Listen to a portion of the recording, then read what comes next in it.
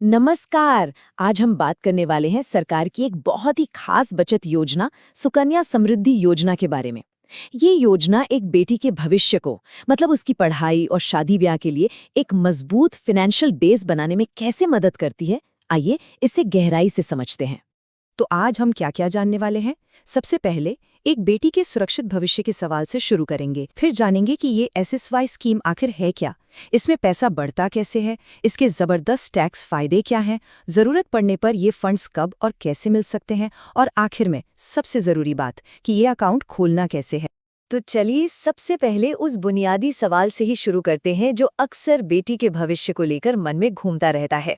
सवाल ये है कि बेटी की पढ़ाई लिखाई और शादी के लिए एक गारंटी वाला और टैक्स फ्री, मतलब जिस पर कोई टैक्स न लगे, ऐसा फाइनेंशियल बेस कैसे तैयार किया जा सकता है। ये वाकई एक बहुत बड़ा और ज़रूरी सवाल है, और अच्छी बात यह है कि इसका जवाब सरकार की ही एक योजना में छिपा है। तो चलिए अब सीधे आते हैं उस जवाब पर, और वो जवाब है सुकन्या समृद्धि योजना, जिसे हम सब शॉर्ट में SSY के नाम से भी जानते हैं।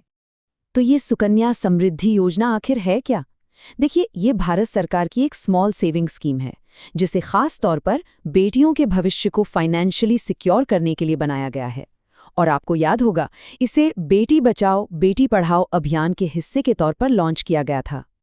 अच्छा, अब सवाल उठता है कि इसका फायदा कौन ले सकता है। तो इसके नियम ना बहुत ही सीधे और साफ हैं। ये खाता सिर्फ एक बेटी के नाम पर ही खुल सकता है। उसकी उम्र 10 साल से कम होनी चाहिए। एक परिवार में ज्यादा से ज्यादा 2 बेटियों के लिए ये अकाउंट खुलवाया जा सकता है। और इसे चलाते कौन है? माता पिता या फिर कानूनी अभिभावक। और जानते हैं सबसे अच्छी बात क्या है? इसे खोलना बहुत ही आसान है। आप इसे अपने नज़दीकी किसी भी पोस्ट ऑफिस में खुलवा सकते हैं, या फिर जो भी ऑथराइज्ड सरकारी और प्राइवेट बैंक्स हैं जैसे SBI, PNB, HDFC, ICICI, वहाँ भी ये सुविधा मौजूद है।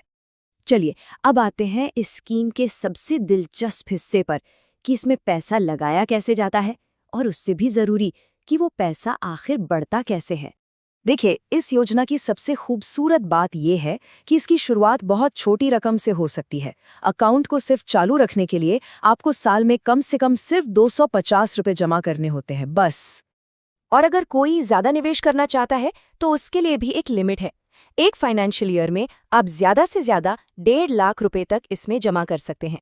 यहाँ पे एक बात समझनी बहुत जरूरी है कि पैसा जो है ना, वो आपको सिर्फ खाता खोलने के पहले 15 साल तक ही जमा करना है। उसके बाद आपको कुछ जमा नहीं करना। लेकिन खाता पूरे 21 साल तक चलता रहता है और उस पर ब्याज मिलता रहता है। और अब वो आंकड़ा जो इस स्कीम को इतना आकर्षक बनाता है, 8.2%। जी हाँ, इस पर अभी जो सालाना ब्याज दर मिल रही है वो है 8.2%। सरकार इसे टाइम टू टाइम रिव्यू करती है, लेकिन ये रेट आमतौर पर FD या दूसरी सरकारी बचत योजनाओं से काफी बेहतर ही रहता है। लेकिन असली जादू तो है कंपाउंडिंग का। अरे वही चक्रवृद्धि ब्याज। इसका मतलब ये है कि आपको ब्याज सिर्फ आपके जमा किए पैसे पर नहीं, बल्कि उस ब्याज पर भी मिलता है जो पहले ही जमा हो चुका है। और इसी वजह से पैसा समय के साथ बहुत तेजी से बढ़ता है। ये उदाहरण देखिए, ये कंपाउंडिंग की ताकत को एकदम साफ साफ दिखाता है। सोचिए जरा, अगर कोई हर साल 1.5 लाख रुपए इसमें डालता है तो 15 सालों में उसका कुल निवेश कितना हुआ? 22.5 लाख रुपए। लेकिन कंपाउंडिंग के जादू की वजह से जब 21 साल बाद खाता मैच्योर होगा तो यही रकम बढ़कर लगभग 70 लाख रुपए हो जाएगी। मतलब निवेश से 3 गुने से भी ज्यादा। है ना कमाल की बात? अच्छा, पैसा तो बढ़ रहा है, वो भी बहुत तेजी से। लेकिन अब आते हैं इस स्कीम के उस फायदे पर जो इसे भारत के ज्यादातर इन्वेस्टमेंट ऑप्शन से एकदम अलग और बहुत खास बना देता है, और वो है इसका टैक्स बेनिफिट।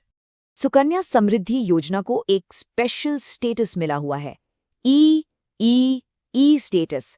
इसे कहते हैं एग्जेम्प्ट एग्जेम्प्ट एग्जेम्प्ट, यानी ट्रिपल टैक्स बेनिफिट। तो ये ई है क्या चीज? चलिए इसे एक एक करके समझते हैं। पहले ई का मतलब है कि आप जो भी पैसा इसमें निवेश करते हैं उस पर आपको सेक्शन 80C के तहत टैक्स में छूट मिलती है।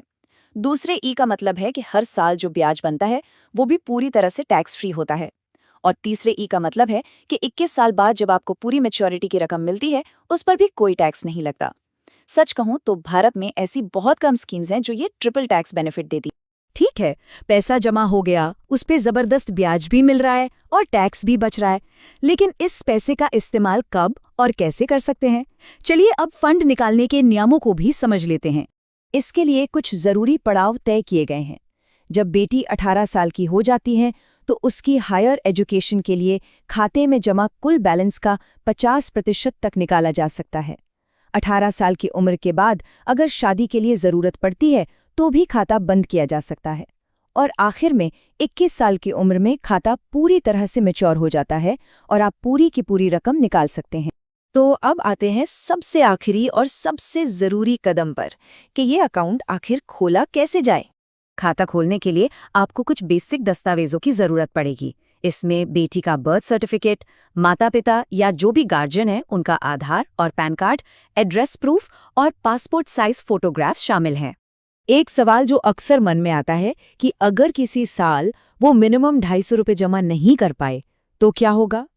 तो देखिए, ऐसी सिचुएशन में खाता डिफ़ॉल्ट हो जाता है, लेकिन घबराने की कोई बात नहीं है। इसे फिर से एक्टिवेट करना बहुत आसान है। सिर्फ 50 रुपये की एक छोटी सी पेनल्टी और उस साल के जो मिनिमम पैसे हैं वो देकर इसे दोबारा चालू किया जा सकता है। तो चलिए फटाफट से एक बार सारी ज़रूरी बातों को दोहरा लेते हैं। सुकन्या समृद्धि योजना में आपको सरकार की गारंटी वाला हाई इंटरेस्ट रेट मिलता है। ये पूरी तरह से टैक्स फ्री है, यानी ईईई स्टेटस के साथ। ये खास तौर पर बेटी की पढ़ाई और शादी के लिए डिज़ाइन की गई है। छोटे छोटे निवेश से एक बहुत बड़ा फंड तैयार होता है और ये एक बिल्कुल सुरक्षित लॉन्ग टर्म सेविंग प्लान है। तो आखिर में सवाल यही उठता है कि जब बात लंबी अवधि की और बिना किसी जोखिम वाली फाइनेंशियल प्लानिंग की हो, तो क्या एक बेटी के भविष्य के लिए इससे बेहतर कोई और तोहफा हो सकता है? ये सोचने वाली बात है।